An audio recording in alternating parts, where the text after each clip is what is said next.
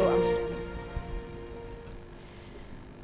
Kami rindu Tuhan sungguh melembutkan hati kami supaya benih firman Tuhan yang ditaburkan di dalamnya sungguh dapat bertumbuh dengan subur, berbuah dengan lebat, dan hidup kami semakin hari semakin dibentuk serupa dengan Kristus. Itulah kerinduan kami ya Tuhan. Ya Allah, Roh Kudus, bekerjalah di antara kami dengan bebas dan luas untuk memperdalam, memotivasi, dan bahkan menolong kami menerapkan setiap kebenaran firman Tuhan yang diberitakan pada pagi hari ini untuk kami dapat lakukan dalam kehidupan kami setiap hari. Pakailah dan kuasailah hamba-Mu Tuhan dalam menyampaikan kebenaran firman Tuhan. Kiranya Tuhan memakai dan mengurapi dia sesuai dengan kasih karunia Tuhan. Di dalam nama Tuhan Yesus Kristus kami berdoa dan mengucap syukur. Amin. Selamat pagi Bapak Ibu dan Saudara sekalian, Shalom. Puji Tuhan, senang sekali berjumpa dengan saudara pagi ini.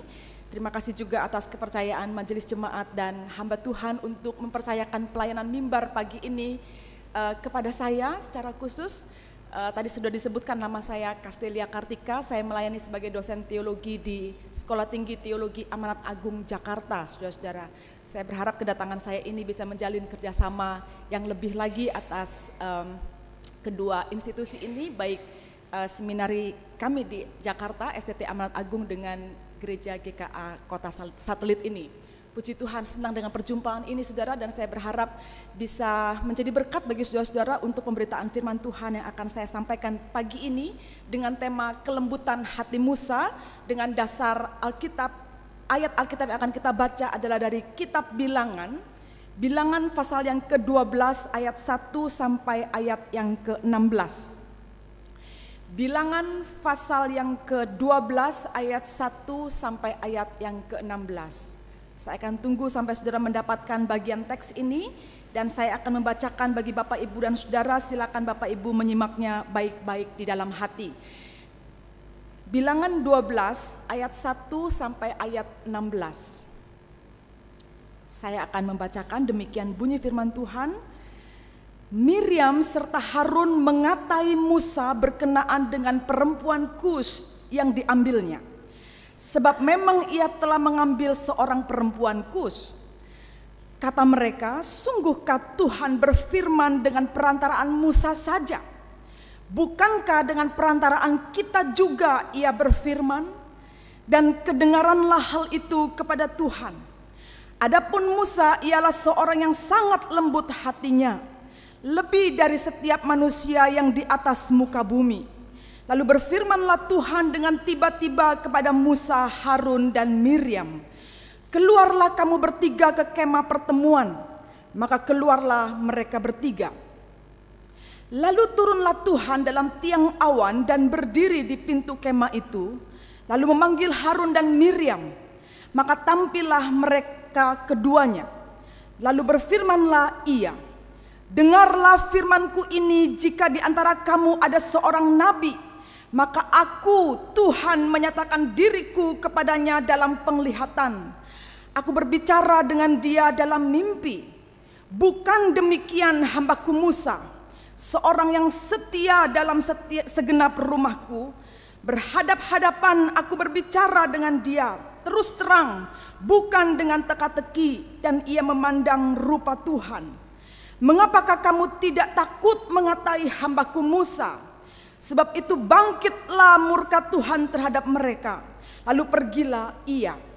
Dan ketika awan telah naik dari atas kemah, maka tampaklah Miriam kena kusta putih seperti salju. Ketika Harun berpaling kepada Miriam, maka dilihatnya bahwa ia kena kusta. Lalu kata Harun kepada Musa, Tuanku, janganlah kiranya timpakan kepada kami dosa ini yang kami perbuat dalam kebodohan kami.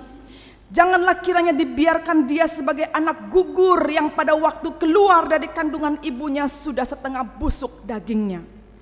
Lalu berserulah Musa kepada Tuhan, ya Allah, sembuhkanlah kiranya dia.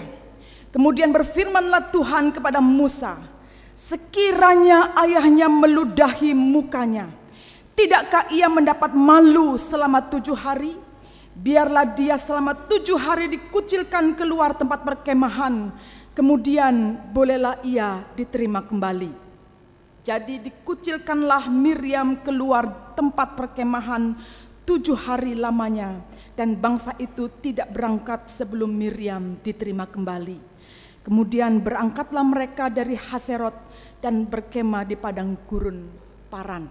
Puji Tuhan, demikian jauh pembacaan firman Tuhan, dan sebuah pembacaan yang luar biasa pagi ini untuk mengajarkan kita tentang kelembutan hati berdasarkan kehidupan seorang yang dipakai oleh Allah bernama Musa.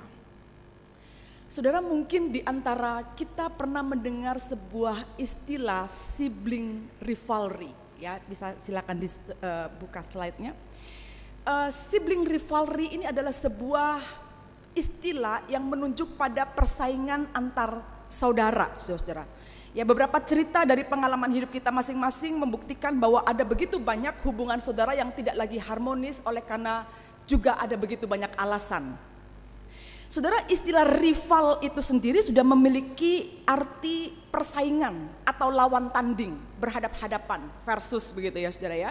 Dan ini adalah sebuah hal yang sangat ironi dan bahkan sangat menyakitkan apabila terjadi di antara saudara di dalam satu keluarga.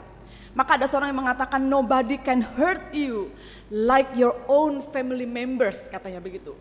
Tidak ada rasa sakit yang lebih menyakitkan daripada apa yang dilakukan oleh keluarga kita kepada kita dalam hal yang buruk. Saudara, tentu kita bisa menyetujui pernyataan ini bahwa banyak kali kita merasa bolehlah orang-orang itu menyakiti kita, tetapi sangat lebih terluka sekali ketika rasa sakit itu ditimbulkan oleh keluarga kita.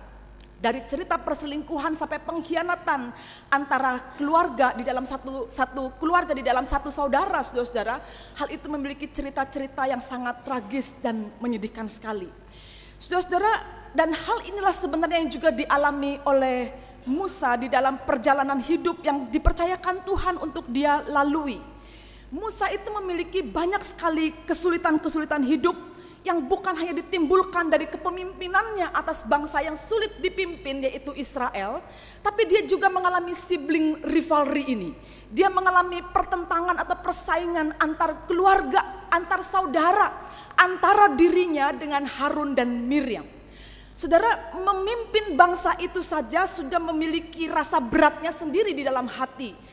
Kalau Anda membaca di dalam Bilangan pasal yang ke-11, saudara akan temukan betapa bangsa ini terus mendesak kepada Musa untuk memberi mereka daging, memberi mereka ikan. Mereka marah sekali dan bahkan mereka menuntut Musa, mengapa kau bawa kami keluar dari tanah Mesir yang bisa memberikan kepada kami daging, bisa memberikan kami ikan tanpa kami harus membayarnya. Padahal di Mesir mereka ada di dalam perbudakan, mereka ada di dalam penjajahan, mereka ada di dalam tekanan dari orang-orang Mesir itu. Tetapi ketika menghadapi kesulitan di perjalanan menuju ke tanah perjanjian itu, mereka selalu ingin melihat kepada Mesir lagi dan menuntut Musa dan dengan mempertanyakan, mengapa kau bawa kami keluar dari negeri tempat di mana kami dapat memperoleh makanan tanpa kami harus membayarnya. Saudara, terus menerus mendengarkan perkataan ini setiap hari kan stres juga gitu kan. Terus menerus dituntut oleh bangsa ini membuat Musa juga susah hatinya. Sampai-sampai Musa berkata kepada Tuhan, Tuhan, mengapakah aku harus menanggung tanggung jawab sebesar ini atas sebuah bangsa yang begitu sulit untuk dipimpin? Aku seperti seorang pak pengasuh bagi bangsa ini. Tapi aku sendiri sesungguhnya tidak kuat menanggung kepemimpinan atas bangsa ini. Maka kalau boleh Tuhan, lebih baik kau bunuh saja aku, kata Musa, supaya aku tidak terus-menerus melihat celakaku. Susah sekali hatinya saudara-saudara untuk menghadapi persoalan bangsa yang dipimpin dan amat sangat sulit. Saya rasa ini juga dialami oleh banyak orang juga. Kalau memimpin satu komunitas yang sulit untuk dipimpin, itu susah saudara-saudara. Moga-moga hamba Tuhan di sini atau majelis sini tidak sulit dalam kepemimpinan terhadap jemaat saudara-saudara ya. Karena ada banyak cerita tentang jemaat yang sulit sekali untuk dipimpin. Memimpin itu sudah jadi beban tersendiri. Nah, sekarang Musa menghadapi satu masalah yang jauh lebih hebat dibandingkan itu, meskipun skalanya nampaknya kecil, cuma ada terlibat 3 orang di dalamnya, yaitu Musa sendiri dan kemudian berhadapan dengan Harun dan Miriam. Saudara, dan itu saya rasa jauh lebih menyakitkan karena itu berkenaan dengan saudara kandungnya sendiri. Hal yang terus-menerus ada di dalam hati Musa dan menekan hidupnya. Saudara, kalau ditanya ya dengan perdebatan di antara Harun, Miriam dan Musa, apa sih sebenarnya persoalan mereka yang sesungguhnya? Tidak banyak persoalan di antara mereka sebenarnya, tapi ada satu persoalan yang persoalan ini dalam kualitas persoalannya itu seperti penyakit kanker yang terus menggerogoti, yang pada akhirnya juga berakibat fatal. Dan persoalan itu yang cuma satu-satunya itu adalah persoalan iri hati mereka kepada Musa. Saudara-saudara memahami kenyataan tentang keirian hati ini, kita mungkin bisa mendefinisikan bahwa iri hati itu merupakan ekspresi yang paling kuat dari sebuah persaingan, dari sebuah rivalry, dari sebuah istilah rival, saudara-saudara. Persaingan yang tidak sehat itu akan berakibat pada berbagai tindakan fatal, yang dari tindakan merugikan, penipuan, sampai kepada tindakan pembunuhan. Bahkan contoh di dalam Alkitab juga kita bisa lihat bagaimana betapa irinya Yakub kepada Esau atas hak kesulungan yang harusnya diberikan kepada Esau sebagai kakak sulungnya. Tapi kemudian Yakub berupaya untuk mencari jalan bagaimana caranya supaya berkat kesulungan itu ada pada dirinya. Dan kemudian dia melakukan penipuan bersekongkol bersama dengan ibunya untuk mengambil hak kesulungan dari Esau itu. Sampai-sampai saudara-saudara persaingan di antara mereka atau permusuhan di antara mereka menjadi semakin hebat sekali. Oleh karena Esau tidak bisa terima dan berupaya untuk membunuh Yakub. Bahkan kalau saudara tarik mundur lagi jauh ke belakang, saudara akan menemukan bahwa pembunuhan pertama atas umat manusia yang diciptakan oleh Allah, yaitu antara Kain dan Habel, itu pun banyak diwarnai dengan keirian hati Kain terhadap Habel. Saudara, memahami hal ini kita tahu bahwa ekspresi dari sebuah kenyataan rivalry atau kenyataan persaingan atau tindakan yang tidak bisa terima, iri di dalam hati, itu memiliki ekspresi yang amat sangat buruk dan amat sangat fatal. Dan itulah juga sebenarnya yang terjadi di antara Miriam dengan Harun terhadap Musa dalam iri hati mereka kepada Musa. Mari kita perhatikan apa yang dilakukan oleh Miriam dan Harun kepada Musa, saudara-saudara, terkait dengan keirian hati mereka ini. Kalau Anda membaca di ayat yang pertama dikatakan Miriam serta Harun mengatai Musa berkenaan dengan perempuan Kush yang diambilnya. Saudara, yang dilakukan oleh kedua kakak Musa ini adalah mereka menghantam tepat pada titik sensitif dari diri Musa, yaitu tentang perempuan yang diambil oleh Musa sebagai istri. Saudara, kata mengatai di sini kalau Anda lihat di dalam bahasa Inggris, kalau Anda mungkin ada yang membawa terjemahan bahasa Inggris, itu dituliskan dengan spoke against. Kalau di dalam bahasa aslinya itu lebih kepada sebuah kritik yang tajam, bahkan yang bersifat menyerang. Ini bukan kritik umum atau kritik biasa, tapi kritik tajam yang bersifat menyerang. Saudara, mengenai kritiknya tentang Musa yang mengambil istri orang Kush itu, para ahli memberikan pendapat yang berbeda tentang siapa orang Kush yang dimaksudkan oleh Miriam dan Harun ini. Saudara, ada yang mengatakan bahwa orang Kush ini adalah orang Ethiopia yang dimaksudkan adalah istri kedua dari Musa. Sebenarnya tidak ada tanda-tanda atau tidak ada keterangan di dalam Alkitab bahwa Musa itu beristri lebih dari satu, saudara-saudara.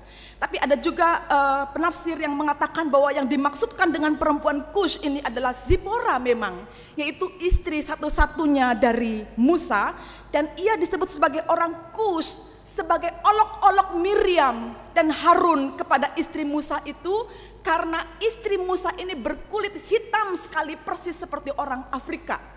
Padahal orang-orang Midian, suku dari istrinya Musa ini tidak sedemikian hitamnya. Tapi oleh karena dia hitam, maka kata-kata Kush itu diambil sebagai olok-olok atas Zipora.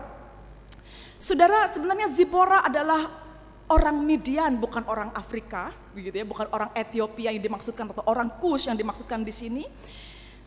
Suku yang juga merupakan keturunan dari Abraham. Tetapi dia memang tidak termasuk dalam 12 suku Israel itu.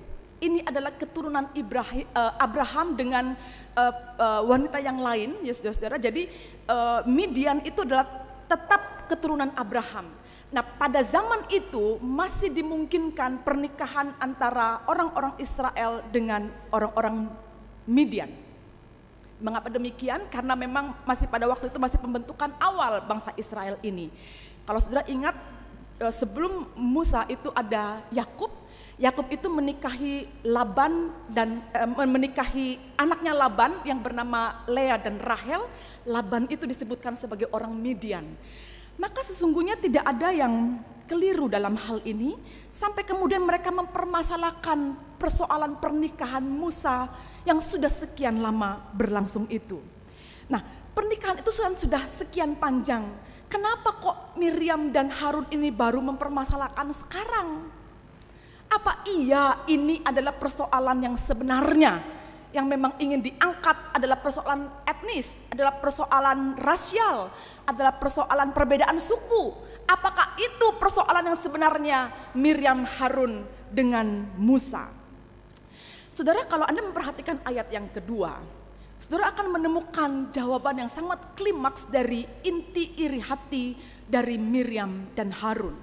Dan kemudian mereka mengatakan begini, sungguhkah Tuhan berfirman dengan perantaraan Musa saja? Bukankah dengan perantaraan kita juga ia berfirman? Saudara, di sini mulai terlihat isi hati Miriam dan Harun yang sesungguhnya. Mereka mempertanyakan kepemimpinan Musa, mereka mempertanyakan otoritas Musa, dan ini sebenarnya serangan paling inti kepada Musa. Spoke against-nya ini sesungguhnya ada di sini. Serangan yang paling inti itu adalah mempertanyakan kenapa Musa bisa lebih hebat daripada kami. Mengapa Musa lebih dipakai Tuhan daripada kami? Mengapa Musa lebih punya otoritas dalam kepemimpinan Israel daripada kami? Lihat saja siapa Miriam dan siapa Harun dalam keberadaan mereka masing-masing. Saudara, Miriam adalah kakak perempuan Musa. Dari Keluaran 15 disebutkan bahwa dia adalah seorang nabiah. Seorang nabiah, pemimpin perempuan di tengah bangsa itu. Saudara-saudara, sebenarnya Miriam bukanlah orang sembarangan. Dia punya tempat yang istimewa dalam kepemimpinan di Israel. Tapi dia tidak puas dengan porsi itu. Dia kepingin seperti Musa, itu celakanya saudara-saudara. Kita tidak pernah bisa puas dengan apa yang Tuhan beri. Karena kita menginginkan sesuatu yang lebih. Yang kita lihat orang lain memilikinya, kenapa kita tidak memilikinya? Itulah persoalan dalam diri Miriam. Yang juga sama persis persoalan dengan diri Harun. Siapa Harun? Harun adalah seorang imam tertinggi yang diangkat oleh Tuhan melalui Musa untuk Israel. Tetapi Harun juga tidak merasa puas dengan keberadaannya sebagai imam tertinggi di Israel. Seorang imam yang membawa kehidupan rohani bangsa itu di hadapan Tuhan. Saudara-saudara, mereka tetap mempersoalkan kenapa kepemimpinan mereka tidak bisa sama paling tidak dengan Musa itu. Saudara-saudara, sesungguhnya kepemimpinan dari kedua orang ini, baik Miriam dan Harun, itu tidak bisa dilepaskan dari keberadaan Musa sendiri sebagai saudara mereka. Artinya dengan kata lain, pengangkatan Harun sebagai imam dan pengangkatan Miriam sebagai nabi itu tidak dapat dilepaskan dari penetapan Allah atas Musa sebagai pemimpin Israel. Jadi ada kait mengait, ada nepotismenya dikit nih saudara ya di bagian ini.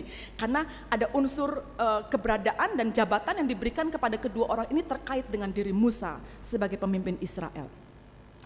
Saudara, karena itu mereka tidak bisa menerima keadaan ini sampai perlu Tuhan sendiri menyatakan secara langsung kepada mereka di dalam murkanya.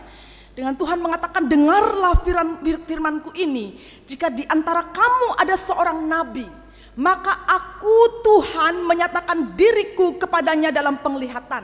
Aku berbicara dalam mimpi dengan mereka. Tetapi bukan demikian dengan hambaku Musa, seorang yang setia dalam segenap rumahku. Berhadap-hadapan aku berbicara dengan dia terus terang, bukan dengan teka-teki. Dan ia memandang rupa Tuhan. Mengapakah kamu tidak takut mengatai hambaku Musa? Saudara, perhatikan di sini bagaimana Tuhan berdiri sendiri atas dirinya, membela Musa di hadapan kedua saudaranya dengan menyatakan, dengan kata lain atau dengan singkatnya saya bisa mengatakan bahwa memang Musa berbeda dengan kamu. Begitu. Itu ketegasan yang Tuhan sendiri katakan kepada kepada Miriam dan Harun, memang kau berbeda dengan Musa. Mengapa kamu tidak takut mengatai dia? Atau dengan kata lain, mengapa kau tidak juga terima saja apa yang sudah diberikan Tuhan Allah kepadamu dan lakukan itu dengan baik? Saudara, orang yang iri adalah orang yang mengingini apa yang orang lain punya dan dia tidak punya. Jadi Miriam dan Harun itu menginginkan otoritas kepemimpinan Musa, bagian yang mereka memang tidak punya. Saudara, iri hati merupakan dosa yang mudah sekali terjadi di dalam diri kita dan memang nampaknya sulit terdeteksi. Baik oleh orang lain maupun oleh diri kita sendiri bahkan. Kalaupun kita tahu bahwa kita iri, biasanya kita tidak mau juga mengakuinya. Sesungguhnya ada juga keadaan di mana Miriam dan Harun tidak mau secara langsung menunjukkan keirian hatinya. Maka kalau Anda membaca di ayat yang pertama, dia mengatai terkait dengan perempuan Kush. Apa hubungannya dengan persoalan iri hati mereka dengan kepemimpinan Musa ini? Mereka hanya menyebarkan apa yang disebut, kalau di dalam istilah bahasa Inggris itu smoke screen, saudara-saudara. Smoke screen itu terjemahan harafiahnya adalah asap yang dikeluarkan untuk menutupi keadaan yang sebenarnya.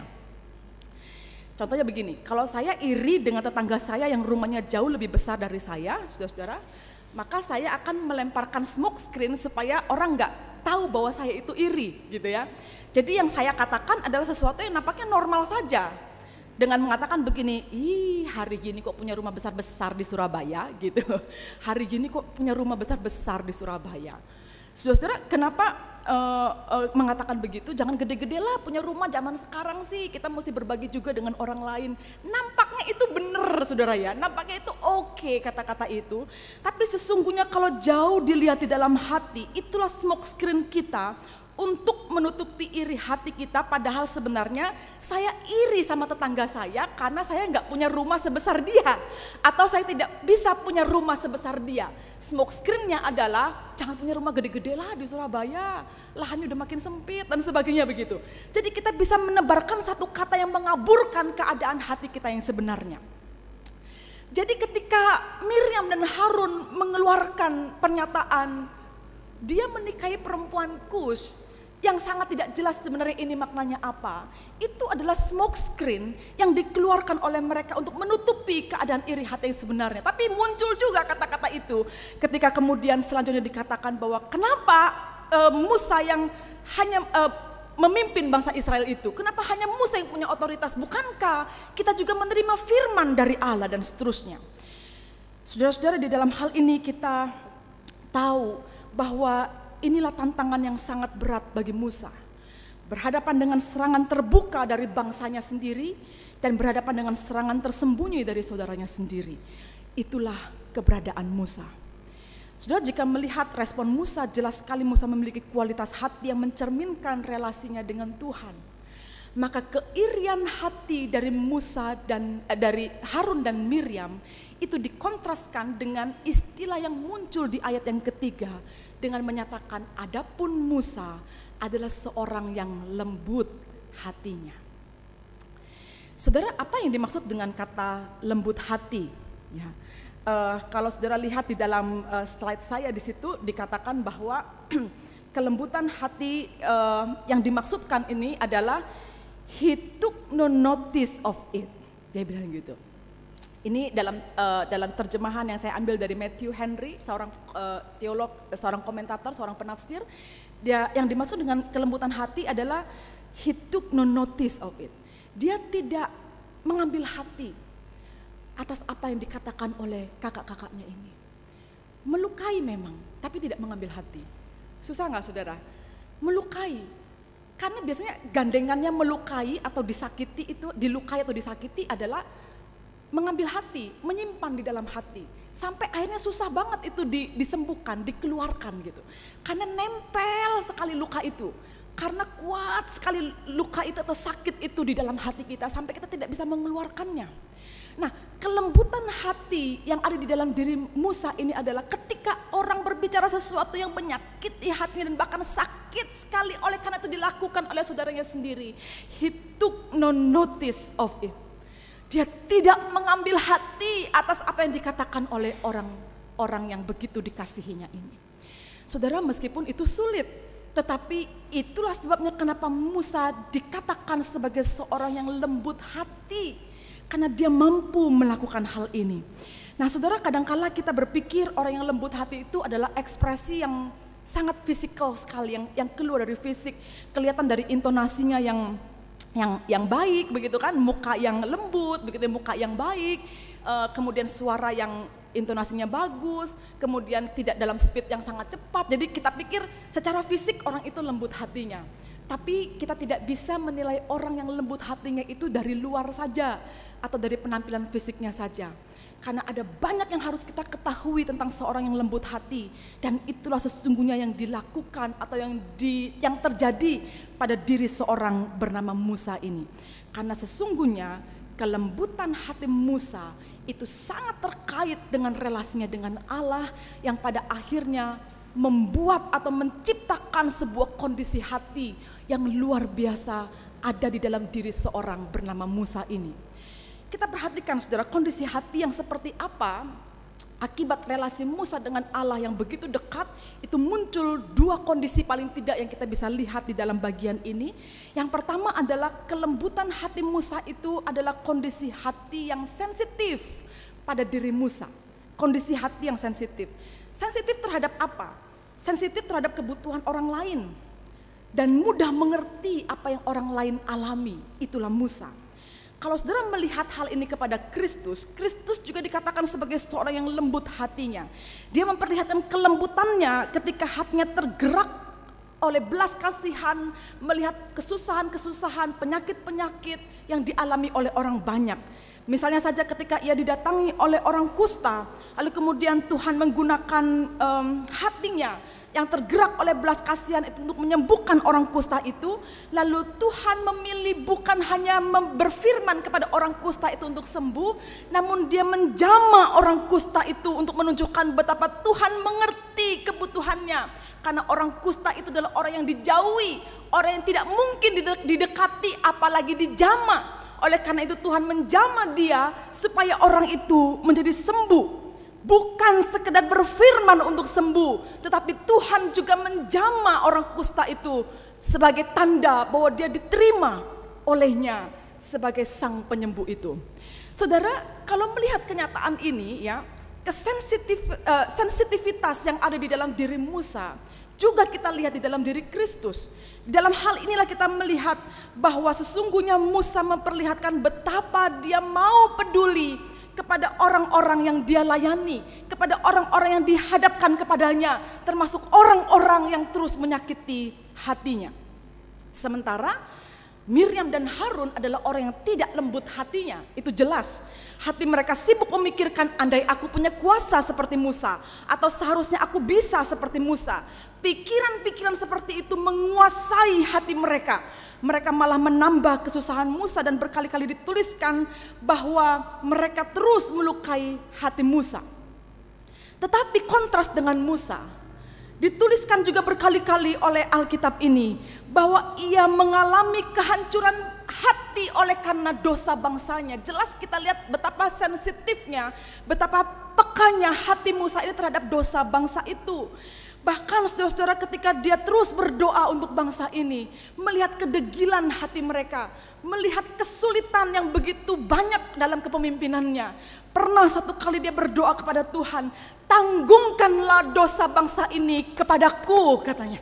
Sebagai tanda kepekaan hatinya bahwa susah sekali hatinya melihat dosa bangsa ini. Saudara, itulah sebabnya Musa memiliki respon yang baik juga pada waktu Tuhan menyatakan kutuknya kepada Miriam atas perbuatannya. Lalu kemudian Harun meminta Musa untuk menyembuhkan Miriam, dan dengan segera dia bisa melakukannya. He took no notice of it. Saudara-saudara, tidak mengambil hati atas apa yang dilakukan orang kepada kita, meskipun itu sangat menyakitkan dan datang dari orang yang paling dekat. Itulah kelembutan hati. Dan tetap sensitif, meskipun orang itu jahat sama kita, orang itu tidak baik sama kita. Ketika kita tahu dia membutuhkan sesuatu, kita akan datang tanpa menuntut permintaan maafnya bahkan. Itulah kedewasaan seorang yang lembut hati seperti Musa. Ada satu cerita saudara, betapa buruknya seseorang yang tidak memelihara kelembutan hati. Satu kali saya pernah nonton sebuah film berjudul Sometimes in April. Ini sebuah kisah nyata tentang perang saudara di Rwanda antara suku Tutsi dengan suku Hutu, saudara-saudara. Orang-orang Hutu itu membantai orang-orang Tutsi dalam waktu 100 hari, 1 juta mayat bergelimpangan di negeri itu. Artinya 3 bulan lebih begitu ya. 1 juta mayat bergelimpangan oleh karena perang saudara. Nah, film itu mengungkapkan bagaimana dunia internasional itu tidak berbuat apa-apa, nggak sensitif, tidak peka dengan kondisi itu untuk menolong konflik ini. Semua diam, semua cuma sibuk membicarakan langkah politik apa yang pantas diambil, tapi nggak ada yang diambil, saudara-saudara. Sampai makin banyak orang yang mati dibantai. Dan itu peristiwa yang sangat mengerikan sepanjang sejarah di dunia ini, dan dunia meliput, baik CNN meliput, dunia politik internasional meliput, banyak sekali yang meliput semua reporter itu, namun dunia politik internasional tetap diam. Jadi saya paham juga kenapa di awal film itu ada kutipan yang ditulis sebelum film itu dimulai. Kutipan ini diambil dari perkataannya Martin Luther King Jr. Pernyataannya begini, saudara, at the end, it is not the words of our enemy that we remember, but the silence of our friends. Pada akhirnya bukan perkataan dari musuh-musuh kita itu yang kita ingat, tetapi diamnya sahabat-sahabat kita. Saudara, ngeri sebenarnya orang yang tidak bisa sensitif terhadap orang lain. Begitu egois, cuma mikirin dirinya sendiri, tidak bisa peka dengan kebutuhan orang. Ada begitu banyak orang mati karena ketidakpekaan kita. Saudara, itulah kenyataan yang harus kita pahami baik-baik. Kelembutan hati yang ditandai dengan kepekaan, sensitif, hati yang sensitif adalah baik. Nah, yang kedua pada bagian ini yang terakhir, kelembutan hati itu juga berbicara tentang memiliki kekuatan untuk menanggung. Itulah Musa juga, cerminan dari Musa, memiliki kekuatan untuk menanggung. Kita sering membayangkan lembut itu seperti sesuatu yang lemah, tapi sebenarnya orang yang lembut itu adalah orang yang kuat, karena dia sanggup dengan tegar menanggung penderitaan walaupun sebenarnya dia dapat melakukan sesuatu begitu. Kembali kita melihat kepada Kristus dalam hal ini, dikatakan bahwa dia adalah seorang yang lembut hati dengan indikasi bahwa dia adalah seorang yang kuat, mampu untuk menanggung penderitaan itu. Saudara, bukan tidak mungkin Tuhan Yesus itu turun dari salib itu dengan pertolongan semua malaikat yang dia minta untuk menurunkan dia. Tetapi dia tidak melakukan itu. Dia tanggung sakit itu, dia tanggung penyalipan itu, dia tanggung semua keadaan yang amat sangat sulit dan berat dalam beberapa waktu menjelang kematiannya, tanpa pernah dia meminta sesuatu pun untuk baik bagi dirinya diperlakukan orang.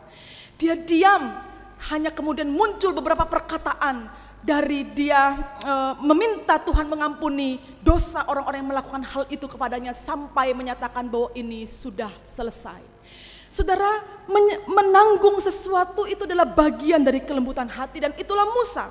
Ketika bangsanya menggerutu dan susah diatur, bahkan marah kepadanya, belum lagi dia harus menghadapi kedua kakaknya yang menyerang dia.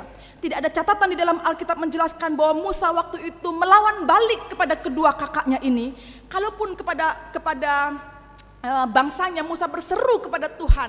Dia pernah sekali waktu marah sekali ketika dia memukul satu batu di Meriba itu. Itulah satu-satunya sampai kemudian seperti sebuah cacat dalam diri Musa. Tapi lebih daripada itu adalah dia selalu berseru kepada Tuhan apabila dia berhadapan dengan kesulitan ini.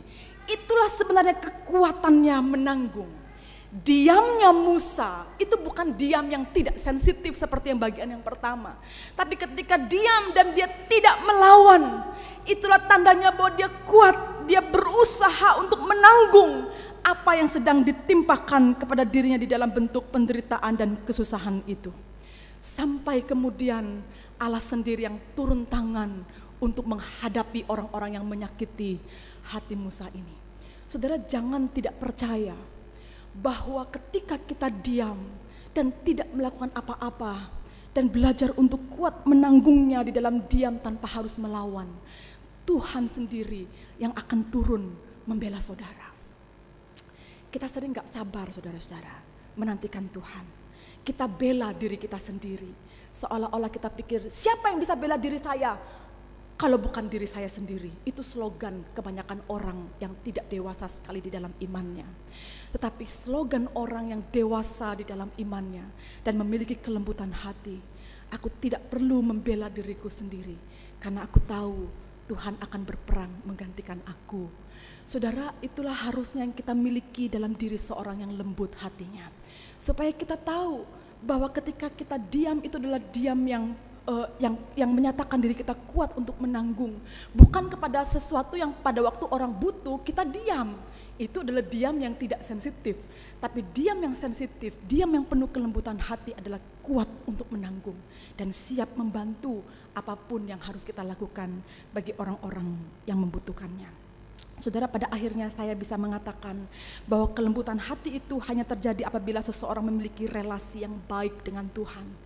Gak mungkin rasanya punya hati yang seperti ini kalau tidak punya relasi yang baik dengan Tuhan. Ya, relasi dengan Tuhan itulah yang menjaga hati kita peka dengan kebutuhan orang lain meskipun orang-orang itu telah sangat menyakiti hati kita, dan kita kuat menanggung berbagai kesulitan dalam hidup ini sambil terus menantikan pertolongan Tuhan. Saya tidak tahu pergumulan apa yang saudara sedang hadapi sekarang, siapa yang sedang menjadi rival saudara hari ini, sedang mengalami kondisi apa sehingga hati saudara begitu terluka dan disakiti. Saudara, percayalah, jika Anda menghadapi kesulitan hati seperti halnya kelembutan hati dari Musa yang kita pelajari hari ini, maka saudara akan bisa tetap menikmati hidup ini dengan penuh sukacita meskipun di tengah-tengah tantangan yang sulit yang kita hadapi hari ini. Puji Tuhan. Amin. Mari kita berdoa untuk menutup kebenaran firman Tuhan ini. Berbicara lebih banyak di dalam hati kami Tuhan, supaya kami dapat belajar bukan hanya mendengar, supaya kami bisa memahami bukan sekedar tahu bahwa ada seorang yang dipakai Tuhan luar biasa di zamannya bernama Musa, yang begitu luar biasa lembut hatinya oleh karena relasinya dengan Tuhan, sehingga dia kuat menanggung, dia memiliki hati yang peka, dia siap menolong siapa saja, dia siap melakukan apapun untuk banyak orang, dan juga dia siap untuk menanggung apapun yang Tuhan percayakan kepadanya untuk dialami meskipun itu berat. Kami rindu Tuhan, kami memiliki hati yang seperti ini, supaya damai Kristus tetap tinggal dalam hati kami, dan kami dapat menjadi berkat bagi orang banyak. Dalam nama Yesus Kristus kami berdoa. Amin.